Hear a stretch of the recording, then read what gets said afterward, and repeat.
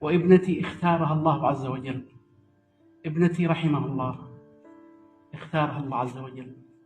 الحمد لله رب العالمين، نقول الحمد لله رب العالمين، نقول الحمد لله رب العالمين.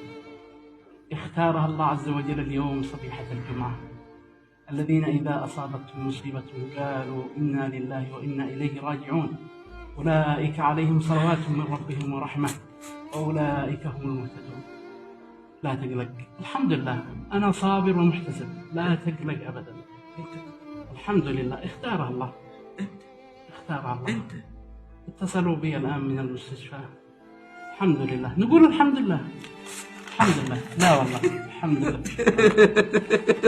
الحمد لله، الحمد لله، الحمد لله، الحمد لله، الحمد لله. والله إني أعلم أنك تعتبرها مثل ابنتك.